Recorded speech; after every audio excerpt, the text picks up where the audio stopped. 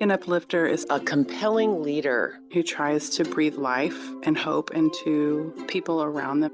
Who listen and care and guide and help. Whose way of being in the world inspires. Who uplifts with humor and understanding. Who leads by example. Don't judge. Vulnerable. Bold determination. Who are here to create a better world. Who can learn and teach. Who encourages you. Who shines their light to lead other people. Who uses their best self in order to help others. I found the life that I liked and I worked toward that. We are all uplifters. Mwah, big love. This is my nomination to Melissa Ward as an uplifter. I'm Karin Poole, Chief Guide of the Body First Project. The reason I nominated Melissa is because she is an amazing leader and a woman of many firsts. My personal experience of her has always been as the most helpful person, steady guide, just makes everything go better. My younger sister, about a year ago, had an ankle replacement surgery and then had to have another surgery months later. And Melissa was the one person who showed up, who solved some big issues for us, and who just was this incredibly warm, welcoming, safe presence for the both of us who had been through so much, both my sister and I. So that's why I want to nominate her. It's because who she is able to be, not necessarily all the things that she does. So I hope you enjoy meeting her as I have. Definitely not just an inspiration, also just this incredibly settling and steady energy that impacts the world all around her. Welcome to the very first interview of the Uplifters Podcast, the show where we talk to the women who inspire us to understand how they do what they do, where they find their strength and perspective and resilience, so that we can all learn from one another's strengths and challenges. Because the people that we spend our time with have such a huge influence on our mindsets, our show is designed as an uplifter daisy chain. So each of our guests is someone who's inspired our listeners and previous guests. You just heard from Karin Poole, a woman who inspires me deeply. And she told us about Melissa Ward, a woman who inspires her. Now in this episode, you'll hear directly from Melissa. But first, let me just tell you a couple of things about her. Melissa is a United Airlines pilot and the first Black female captain in commercial aviation. She graduated from the University of Southern California, where she played on a national championship basketball team. She then joined the U.S. Air Force, where she was an instructor-pilot on the T-37 and the first pilot on a C-141. She was also the first Black woman flight instructor for the U.S. Air Force. It's a lot of excellence. Welcome to the Uplifters Podcast, Melissa. There are a lot of firsts in your story. That's correct. Yeah, that's sometimes just being in the right place at the right time, I think. Yeah? Yeah, I do. And then the other half of that is taking the opportunities that present themselves and trying to run with them.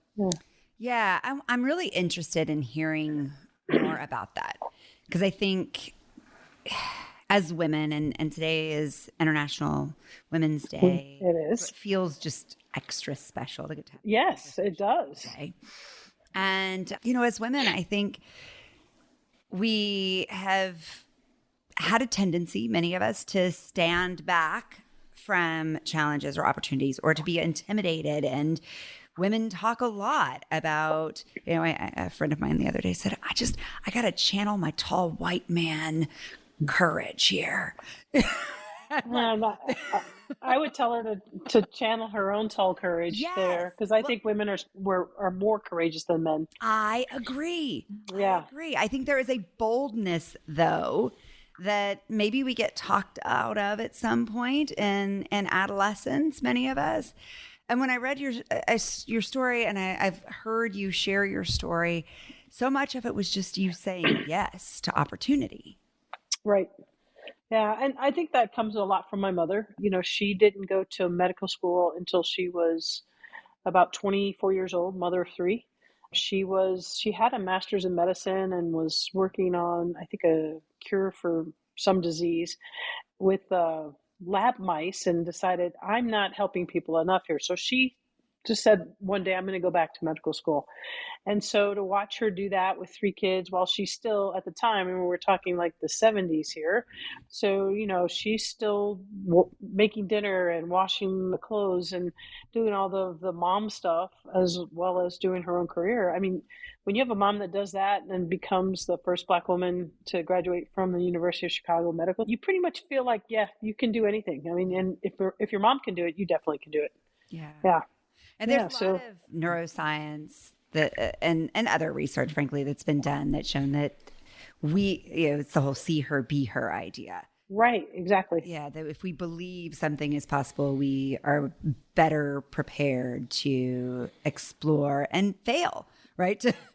Right. And that's what courage is, right? It's not like you're not going to fail, but it's that you're going to keep trying.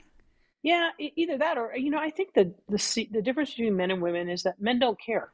They're like, I'll try it, and if it doesn't work, I'll just try something else. And they really don't care. And I think women care. They care about not just trying, but doing well.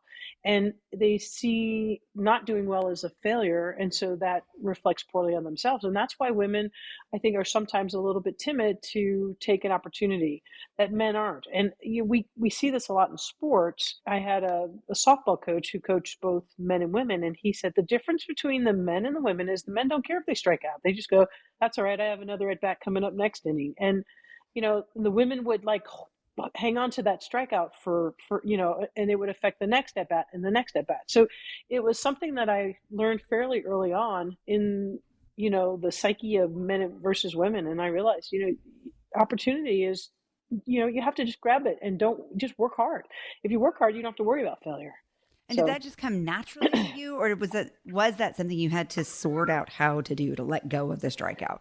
Well, I think I think as an athlete, I did have a little bit more learning than other folks had, the opportunities to fail and to succeed. But I also think that I got better at it as I got older. So I definitely wanted to succeed all the time. And, I at USC playing on the basketball team, I walked onto that team and it was a national championship team. So it was a team that did not fail very often. And so you learn that you want to succeed and that's what the goal is. And maybe I don't know if you ever really learn to take the losses better. You just maybe learn to work harder to avoid the losses. Yeah. That's interesting. I mean, I think definitely the hard work element of this comes through in your story. There's also something you just said that I think is really distinctive, which is I wanted to succeed. Oh, absolutely. And we all want to succeed. Yeah, women are taught not to say we want it. I agree. And, because they don't want to come off as being, too greedy or too ambitious, because then we have other labels come with them and none of those labels are naturally positive. And so, I think that is definitely something we need to change in the younger generation of women today, is that, you should decide what you want to do on your own. And you should just put all of your effort forward and nothing can stop you but you. And if you don't succeed at something you do, then find something else and do that really well, and there's no shame in failure. But I do believe that a lot of women in my generation and before my generation were told not to try. Mm-hmm. So that luckily was not my family. So we were always told to try. Yeah. Well, and I think what you're doing is you're normalizing failure as a part of the process. It is. I mean, that's what makes you better, right? Yeah. So, I mean, I'm a big baseball fan. If you only succeeded at your job 30% of the time, you would probably not be doing the job you're doing. But baseball players deal with that every day. So it's kind of interesting to watch the game and to see how do they get past it, and move on and get better. And so to me, it's And, I always compare myself to the baseball player. I'm like, well, I'm definitely better than 300% or a third of the time. So I'm doing all right. And I'm just going to keep moving forward and getting better every day. It's like putting it in perspective there. Yeah, absolutely. Yeah. It sounds like you have this very real conversation with yourself when you have setbacks. Yeah, absolutely. So for me, one of the biggest setbacks was going from high school to college onto a national championship basketball team, and going from a starter who played the entire game to hardly playing at all. And I had to decide, what's my role going to be on this team. And so to me, you measure success in many different ways. And so the team success obviously is measured in wins and losses, but the individual success, if you're a starter, is measured in your stats. If you don't play much, it's measured in how good do the starters play against the other players. And so I vowed from day one that I would be the best practice player you've ever seen at the University of Southern California, and that the starters would say, oh, it was easy playing that game because it's harder to play against Melissa every day in practice. So that was my goal every single day. And I took pride in that. And, so sometimes I think it's also about knowing that, you don't have to be the star to be successful. You just have to be great at what it is that you do, at your role.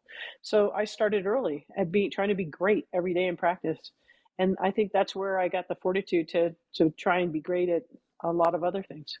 It's interesting too, because I do think a lot of us we stop that conversation at the point of, well, I can't be the star, or I can't be the dream. Yeah, I would hope not. I mean, I would hope that people would think, I would hope going into anything that's exactly what you're trying to do, is to be the star and to, achieve the best success that you can, and so I don't know too many people that goes, I just want to come in here and maybe be okay. Right. And if that is where they're starting, then we need to change that directive, so that you always try to go in there to be the absolute best you can be. But you should only compare yourself to yourself and not to somebody else. Well, yeah. And I think there's something really interesting in what you said about, I went in and I was like, I'm not going to be the star of this team. I'm going to be the best part of this team in the way that I am of service and impact. Absolutely. That distinction, I think, is huge. I mean, in part because we don't see all the range of models and possibilities. And I hope through this show that we start to see more ways that women can show up and shine really freaking brightly in their own way. But I think there are just, like, you can say, oh, you're a captain, or you're right? That's kind of a starring role. It is. But I mean, it also, it starts way before that. Nobody starts at the top. And so you have to shine in whatever role you start in to move up. And, and then you gain that confidence, and people see that, and they want to work with you, and they want to work for you. And so that becomes natural progression then. Right. So, yeah, I would say you always want to reach for the stars, but you can't, learn to run before you learn to walk. So, wherever you start at whatever you aspire to do, I'd say, shine brightly, but try and conquer the item that's right in front of you, not the final goal, right? Steps along the way. Yeah. How do you mark those moments? You mean the successes? The little conquers. Yeah, I think I share them with friends a lot. I belong to this women's group. It's just a bunch of friends of us. We actually titled ourselves the Wander Women because we choose to go do adventurous things together. And sometimes they're local and sometimes they're international. And so I think every time we have any kind of individual success, we share it immediately with that group. Like we will text in that group. That's the one place that we feel like you can kind of toot your own horn and nobody will blame you for it. I know a lot of people do that on social media, that people can be very narcissistic on social media. And I try not to do that, but definitely with my small group of friends, and I would say there are probably about 12 of them, I definitely will say, hey, this happened to me today. Or I will toot the horn of another woman in the group so that they have the opportunity to shine just in their small group. And that's how we mark our successes along the way. And I think that's so incredibly important, to be not only to realize you did something yourself, but that other people acknowledge what you did. And so that's where it pays to have a really good group of professional women that you spend a lot of time with, that when they say, hey, congrats, I saw this or I heard this, that it makes you feel really good, because you do need that positive reinforcement to, take it up to the next level and do better there. Yeah. And what is it about their opinion specifically? Well, we're all peers. I mean, we all have very similar backgrounds, and we all have, although very different career fields, we're all very successful in our career fields. And so these are the people that, they are the standard. And so when they say you did well, you did well, because they'll be the first ones to say you didn't do well either. Like why, hey, is that the best that you've got? You can do much better. And so I think that kind of honest feedback is what makes me better personally, and everyone in the group better, and the group itself such a really fun group to hang out with and go do things with. Yeah, it sounds like you enjoy one another a lot. Oh my God, it's such a fun group. Yeah, we just got back from Mexico. That was the last Wonder Woman event, and I think the next one we do theater group pretty much almost once a month. So we started that last October, and there'll be something coming up, like the last play we saw To Kill a Mockingbird. And so, that turned into a dinner and a play event and a lot of discussion. And it's really been just a fantastic subset of friends that, I can't imagine not spending time with them. Yeah. Sounds really enriching. And I think, yeah, it is.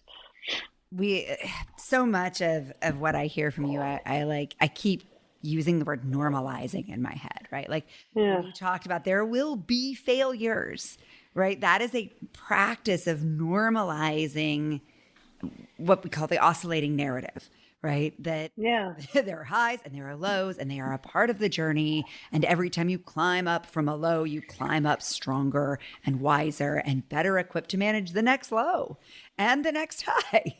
Exactly. Right. And so there is this normalizing of the highs and lows. There's this normalizing of celebrating success and of the power of female friendship, which I think we just don't talk about enough. We celebrate intimate relationships a lot in our society, but I think what you're pointing to is the importance of having other relationships. Yeah. And, the second piece of that is that then you also have a group of professional women friends. And one of the shortcomings, I think, of women in general is that we don't lift each other up. We don't support each other as much as we do. We compare other women in our career fields to ourselves, and we say, oh, well, they're not doing it as well as I did it, so I don't want them to get any attention because I don't want someone to think negatively of me. And that's the one thing men don't ever do. Men never worry about how their buddy is going to reflect on themselves. They promote their buddies all the time, and they never hold them back. And I think women need to learn not to hold each other back. I think we need to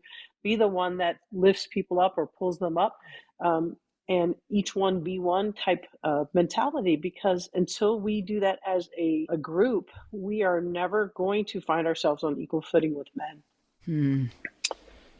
I think that's a really interesting point, that is in its own right a limiting factor in progress. Oh, it is. It is, absolutely. I see it a lot in my career field. Huh. And so how do you counter that as a woman, as a leader, as a first of first? Yeah. Every time I have an opportunity to speak to a women's group, I talk about it. I talk about the importance of not only should you want to succeed for yourself, but that you should want to succeed for others.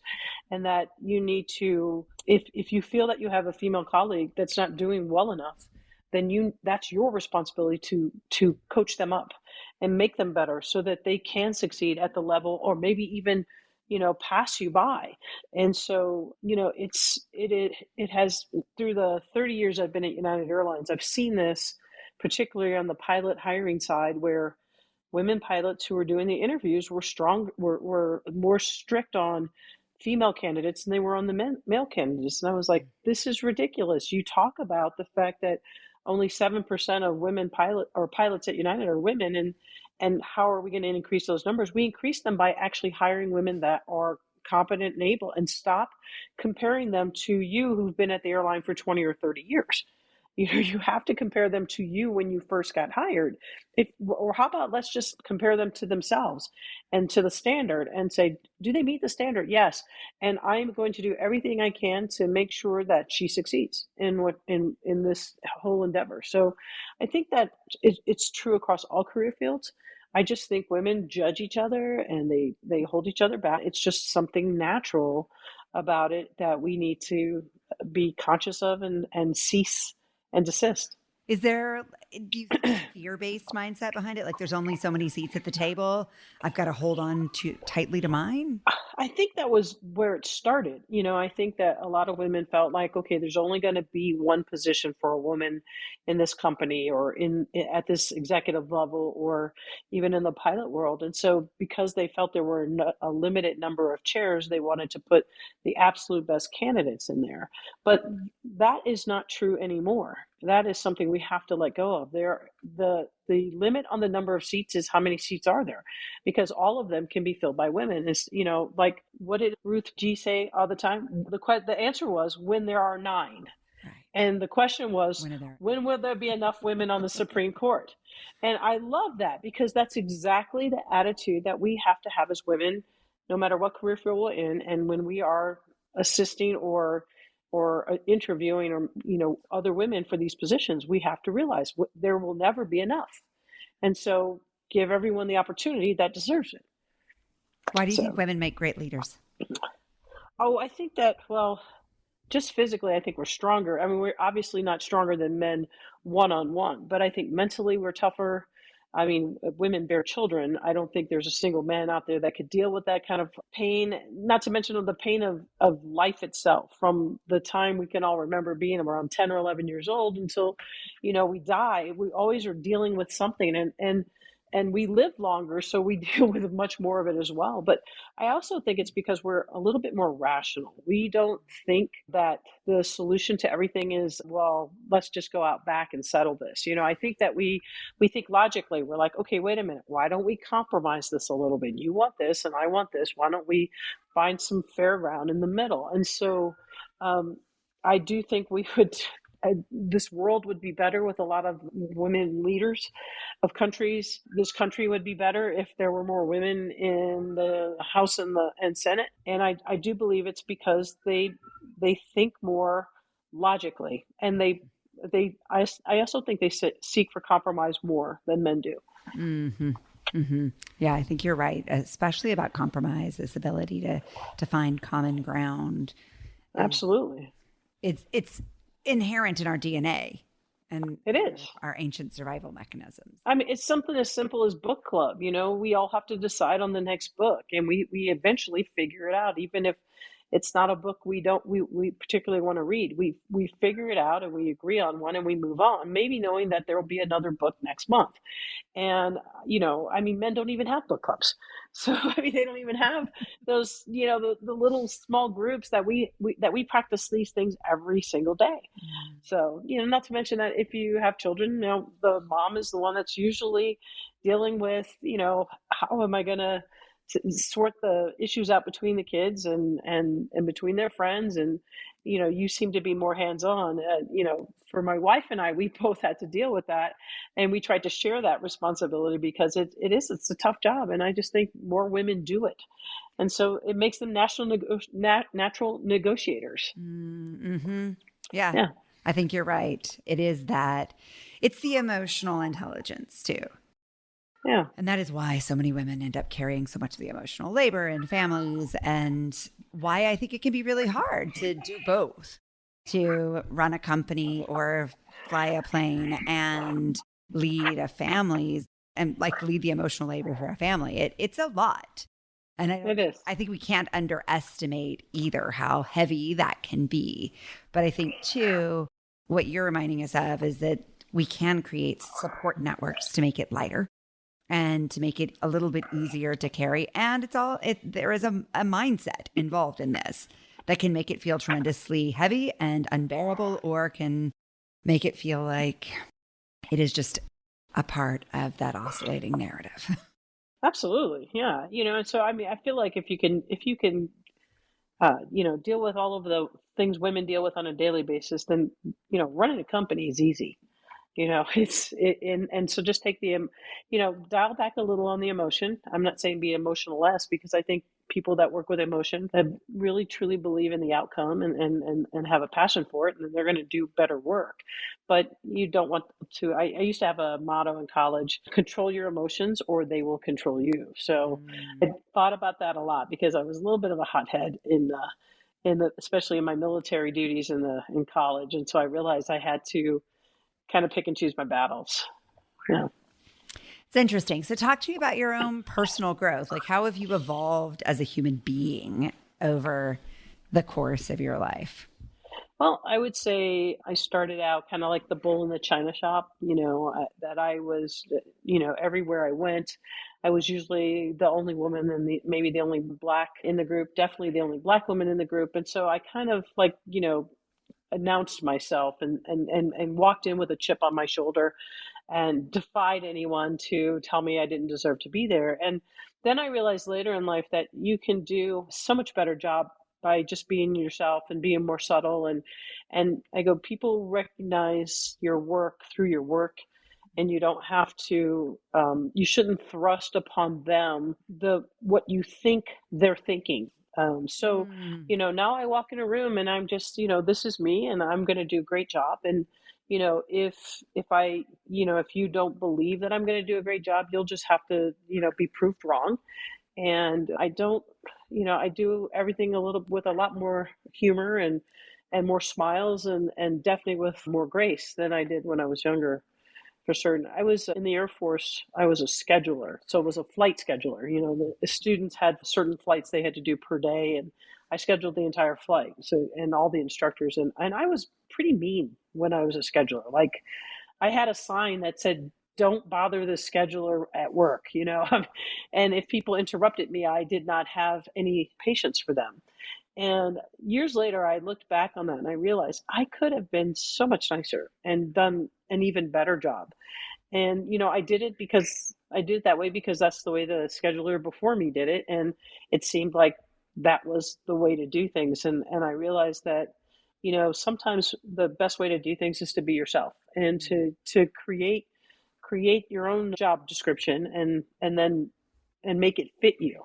And then it's natural. Everything comes so natural for you, and you're obviously going to be good at it because it's you. It's authentic, Well, and I think it's interesting. This has come up a lot in conversations I've had today, but there are all these different ways that we sort of hide ourselves, whether it's a woman who says, "Oh, I grew out my gray hair and now suddenly I feel like me," or I was talking to a woman today who said, my whole professional life, I was this woman, Catherine, and I felt like I was getting scolded by other people at work. And so finally I went back to the name I had grown up with, which was Kit. And I felt like I got to bring my full joyful self to work, right? So there are all these little things we put on because they feel like professional or acceptable or normal, right? But here you are walking into rooms constantly where you were the first one in the room who looked like you, or the first woman, the first Black woman, the first gay Black woman. I mean, right. There were a lot of places where you were breaking ground there. Did you feel the need was like this intensity that you described, was that like part of like, I gotta fit in here somehow and this validates me, or was it a defense? Or was it? I think I didn't. I walked in with the intensity that I had a responsibility to do really well, so that the next person that looked like me or fit into any of those categories that I fit into, that they had it a little bit easier. Mm-hmm. And so to me, it was a little bit more of a burden, in the sense that, like, when I upgraded to captain, I didn't know I was going to be the first Black woman captain of a passenger airline. I knew I was going to be the first Black woman captain at United Airlines. And I thought, I cannot mess this up. And so I I studied and carried that burden throughout the entire process to make sure, and I wanted to make sure that I wasn't just good enough either. I wanted to be like the best student that had ever gone through training, so that the next Black woman that came through training as a captain, she would say, someone's done this. It can be done.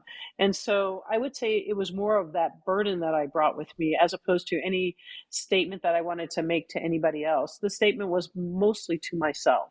But by the time I did do that upgrade training, I had been a professional pilot for probably at least 13 years by then. So I had matured to that. I would say that first lieutenant and in the Air Force, when I was first learning to fly, that's not how I looked at it. I looked at it like I had to defend my position. I have a right to be here type thing. And I realized that a lot of that was really, I was thrusting that opinion upon others, right? So now I don't even care who's in the room.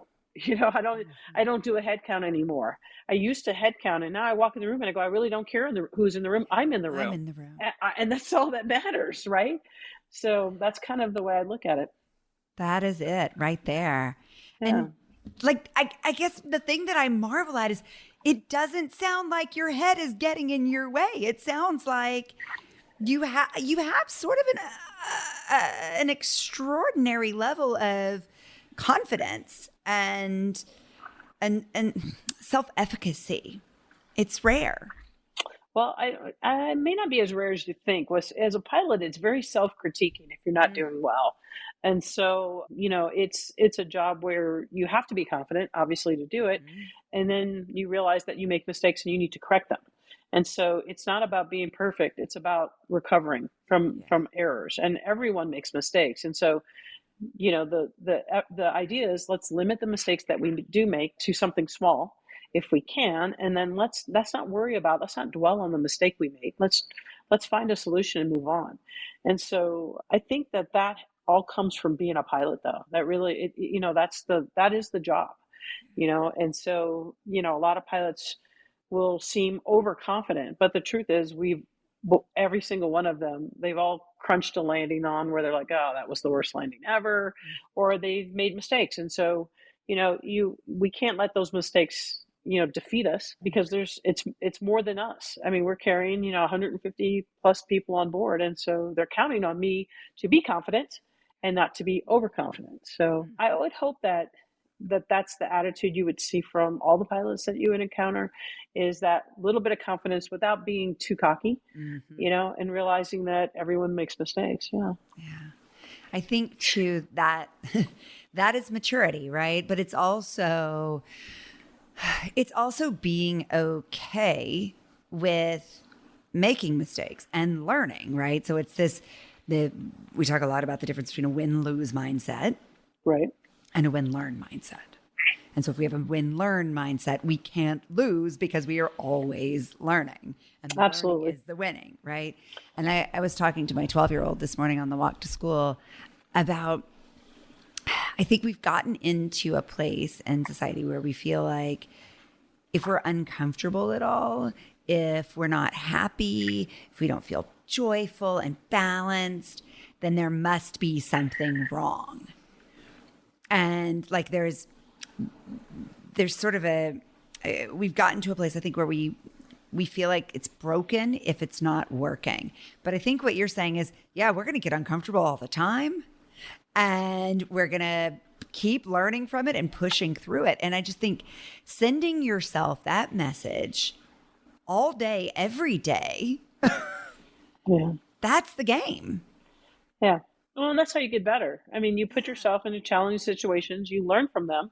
You may make mistakes the first time, but then the next time you encounter that, you should make less mistakes, or maybe no mistakes at all, because you've already, gone through it. So every day is a learning experience, and that's personal relationships, that's professional work ethics. I mean, it's everything you do in life you're going to make mistakes. And so I've always had that attitude about, well, I'm not going to be perfect. I'm going to try and get better every day. Sometimes I achieve it and sometimes I don't. And, but I got a lot more living to do. So, I figure, maybe I'll get it right by the time I'm 100. So as somebody who's done all these amazing things, but is far from 100. Yeah. Not closer than I was. Aren't we all? Thank goodness. Yeah, I guess that's a good thing. So what's next? What dreams do you still have? Well, I would dream of retirement. That's my current dream. So that's the pilots have a mandatory retirement age. So, and since working as a pilot is kind of like being retired on active duty, meaning that we get about half the month off, it's kind of hard to walk away from such a good job. So I plan to fly until I'm 65, but definitely after that, I plan on a lot of golf with my wife and our friends, and a lot of travel with the Wander Women. One of our bucket list items as a group is the Galapagos, which we definitely want to go achieve here in the next 10 years, and so I am really looking forward to the next chapter where it's a lot more fun and a lot less work, and the work is more on the relationships or managing your money so that you can afford to do everything you want to do, or just possibly trying to not get too bored with the fact that you don't have any work to do, right? There's so many gentlemen at work that they retire and immediately they are back into some aviation related workforce working. And I'm like, why are you still working? You just retired. And they're like, oh, I just love flying. I just can't walk away from it. And I'm like, oh, I can walk away from it. There are so many other things I want to conquer that I don't have the time to do. One of them is just to clean my office. And so, there is a lot to do on the to-do list. I'm looking forward to that. I'm almost counting days.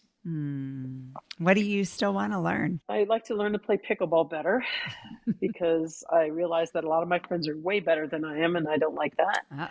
And I would like to learn how to express my opinion strongly without having to get into an argument about it, which I think is something everyone could achieve. And I might even like to learn to speak Spanish a little bit better. So, because I don't speak it well at all. So, that trip to Mexico inspire you? Yeah, a little bit that, and just that Spanish is a language that you encounter quite a bit in your day-to-day lives, and I just would like to communicate better. So, yeah, it's interesting that at least 2 of your goals came back to communication. Oh, yeah. We have CRM in work, so we talk about it every day, crew resource management. And so, there's a lot of different parts to it, but the biggest one is communication. And the biggest part of that is probably listening. And I would say that everyone needs to listen better, and I'm definitely one of those people. So yeah, that probably is another goal I should put on there too, is to listen better. Listen better, yeah. It's a big way we learn, right? Absolutely. Yeah. And it's a big way I think we find out what other people really want and need so that we can be successful. Yeah. Instead of what you think they want and need because you thought you heard one thing when they really said something else. Yeah. Right. Yeah. Parenting is helping me learn that. Yes, absolutely. That was definitely, I did get a little bit better there. And then but then parenting also makes you bad at listening because you start tuning things out because you've heard a lot. So you have to kind of relearn it as they get older. They now market earplugs to parents that are like half sound so that you can't really hear your family anymore. Oh, that's terrible, isn't it? But kind of true. Yeah. We just say there are filters. Days. Yeah, we just have filters. You turn your ears to either all or, no kids, no wife. You can just put the selector anywhere you want. I'm trying to leave it in all so I can hear everyone. So yeah. And maybe retirement would give you a little more time. Oh, I can't wait. I'm gonna try and perfect retirement. That's for sure. So, who are the women that inspire you, Melissa? Well, my mom for sure. When I was starting out, I know her and she inspires me. Yeah, she's pretty. I mean, she's delivered like half of my friends' kids. So I was at an. So she's an OBGYN. Yeah. So there were. I was at an event about 2 weeks ago, and a woman came up to me in Chicago, and she's like, your mom delivered my kids, and I didn't even know her. And I was like, oh my God, are you kidding me? And she's like, yeah, make sure you tell her I said hi. And she works for United Airlines in some other department. And I just thought that what a random event, except for that my mom was, one of the first and only one of the few, I should say, women OBGYNs in Chicago. So when she started practice, a lot of women wanted to have a woman OBGYN. So it just became, it was, I guess, natural progression. But then I would say that a lot of the women that inspired me in college were on the basketball team. I played with probably the best women to ever play the game: Cheryl Miller, Cynthia Cooper, Pam and Paula McGee. It was awe-inspiring to watch what they could do on the basketball court and how they just, naturally knew that they were going to win. And so that kind of really taught me early that, you can have that attitude. Like, I just want to win. I mean, and there's nothing wrong with that. And there's, I carried that with me, and it really made me believe that nothing was impossible. And then moving forward, once I got out of the Air Force and I went to United Airlines, I met a woman once she was an FAA inspector, and she was giving me a checkout, and her name is Emily Warner, and I didn't know who she was, but she was the first woman commercial pilot in the United States. And she had trained for years. She had trained all of the male pilots because women couldn't get hired as pilots at a commercial airline. And so, someone introduced us and said, you guys, you both are kind of first. Did you know that? And she didn't know who I was, and I didn't know who she was. And so that was really cool because, I mean, she was the icon, I mean, like, she's a modern day Amelia Earhart or Bessie Coleman. And it was really very cool to kind of parallel her path there for a short time where we actually worked together closely, and she taught me a lot. So yeah, that was pretty amazing. And she always did it with such grace in class. And I always said, I want to be like Emily. I want everyone to respect me and like me, which I think are two different things and don't necessarily go together. And so, yeah, she definitely was inspiring to me. So, yeah, I've had quite a few along the way. Yeah, this is some pretty amazing women. And it sounds like your life is very much sustained by inspiring women, whether it's your wife or the Wander women. Yeah. I wish it were my kids too. I'm not sure I inspire my kids, but I'm trying.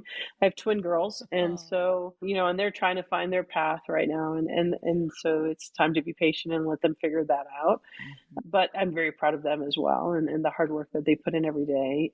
But yeah, and now for me, it's more about watching. So now what really inspires me is, so we went from, I was the first Black woman captain at United, and I was the only for a long time. And then two other women upgraded, and they were very senior. They were actually, I think, both senior to me, but they have a quality of life issue. They wanted to keep a quality of life. And they also wanted to fly international. So they waited to upgrade until they were international captains instead of domestic like I am. But then there were three of us, and then one retired. So then we were down to two. That was last February. And now at United Airlines, we have 8 Black women captains. We went from 2 to 8 in a span of about 8 months. And it has been very exciting to see that explosion of career paths for these women. And so now I'm inspired by them and what they're doing, and the press that they're getting, and the accomplishments that they're making, because I feel like in maybe one really small way, I made it easier for them to do it, because no one even blinked an eye when they upgraded. No one said, oh, this is really a big moment because no one's ever done it before, so hopefully it was just another, school to go through at United Airlines. And so it's been really exciting to watch their careers and knowing that, things are in really good hands. And so, to me, this is the time to, just kind of be in the wings and make my speeches wherever I have to, and just try and encourage as many people to try the career field and watch it grow. It's really been kind of cool. Yeah. Really incredible. And I can only imagine the ripples that come from this. So every woman that hears your story, and then every woman that hears their stories, and that keeps rippling out as a deeper sense of belief and possibility until, like you said, it just becomes taken for granted. Of course, there's women in the sky. Right. Absolutely. And so the numbers are bleak, something around 5% of all professional aviators are women. Wow. Black women don't even register on the scale. It's less than 1%, less than like 0.5%, I think. And so it's just, that is one thing that I hope, in my lifetime, that I will see numbers grow significantly enough that maybe we stop talking about the numbers, so I have a lot of hopes for that, as we delve right here into Women's History Month, and we'll be talking about this all month long. It would be nice if we didn't have to have a Women's History Month because every month was Women's History Month. That would be fantastic. Yeah. It'd be great if there were no more trailblazers needed. Right. Yes, absolutely. That has always been kind of my mantra, for not only for women, but for minorities as well. It's just, let's stop celebrating first because we've accomplished it all, and hopefully I'll see that in my lifetime. Yeah, I hope so. I hope so. And I think you're doing all the things. You're taking care of yourself. You're taking care of your inner circle. You're taking care of your role within your organization. And you're inspiring people at all these different corners and angles and creating a greater sense of belief. Your daughters now are out there touching all these different people, taking for granted that this is what success looks like, right? And I just think that's how change happens. So what would you say to a young woman like, say your twin daughters, who was looking for her place in the world? I would say find something you're passionate about doing it, and pursue that. Because if you can find something you love to do, then doing it every day won't seem like work. Mm-hmm. And then you never have that feeling of, oh, I have to go to work today, because that always seems to be a negative connotation. But if you find something to do that you're really passionate about, and it really doesn't matter what that is, and the only measurement of success is against yourself and not against anyone else, and if you can go someplace every day and be happy and do your best and be your true authentic self, then you are incredibly successful in my book. And I'm the first one to be cheering you on. Yeah. I love that. I wondered how you define success, and I think you just said it. Yeah. Absolutely. Yeah. Finding that place of greatness where you're deeply curious and maybe have some aptitude, right? Like, I think too, I still think it's really interesting what you're saying about the basketball team, right? Like, we're not all going to be the tallest person on the team. Right. I wasn't even close. So I mean, you have to, sometimes you have to find your role. And if you're going to be part of something that's really, truly big, then you have to find what is your role in that space and do it really well, so that the outcome of it is that the entire, team or company or unit is going to be successful. And I coached high school basketball for about 7 years with a really good friend of mine. And one of our favorite things to tell the girls was, try to be a part of something bigger than yourself, and try to make your part, the best that you possibly could be in that something that's bigger than yourself. And if you can do that, you will go home and sleep well every night going, I did something good today. Yeah. It sounds like you learned that from your mom too. Yeah, absolutely. Yeah, definitely. No doubt. Still do every day. She lives 4 blocks from me, so I hear it all the time. Even better. I loved that part of your story initially when she said, I don't want to do this anymore because I could have more impact. Yeah, absolutely. Yeah. And she also made me realize that, if you don't like what you're doing, change it. It's never too late to change. Yeah. So if you wake up one day and you're like, I really don't like my job or my career field or what I'm doing, do something else. I mean, you have the ability, just change it, So we have one woman at United that I know of, probably several, but she was in her 30s, I believe, when she started learning how to fly. And she is now just upgraded to captain at United at 58, 59 years old. And it just goes to show you, you're never too late unless you get over 65, where they actually make us stop flying. But, honestly, if you don't like what you're doing, or you've always dreamed of doing something else, go do it. Don't let anybody hold you back. Yeah. Beautifully said. All right. So lightning round to close us off. Sure. Absolutely. All right. One quick way you raise your own energy. Exercise. One easy way you boost other women. Laughter. one little way that you elevate your community, the planet, or the world. Contribute. Pretty powerful stuff. Thank you, Melissa.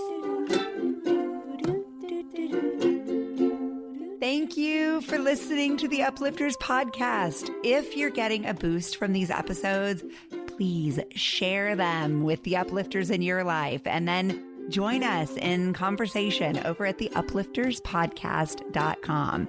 Head over to Spotify, Apple Podcast, or wherever you get your podcast, and like, follow, and rate our show.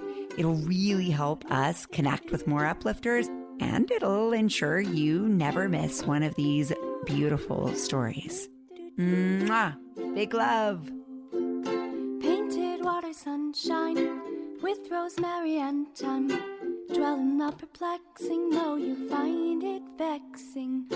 Toss a star and hover, be your own best lover. Relish in a new prime, plant a tree in springtime. Dance with idle hindsight, bring the sun to twilight. Lift you up, whoa. Lift you up, whoa. Lift you up, whoa. Lift you up. Lift you up, whoa. Lift you up, whoa. Lift you up, whoa. Lift you up.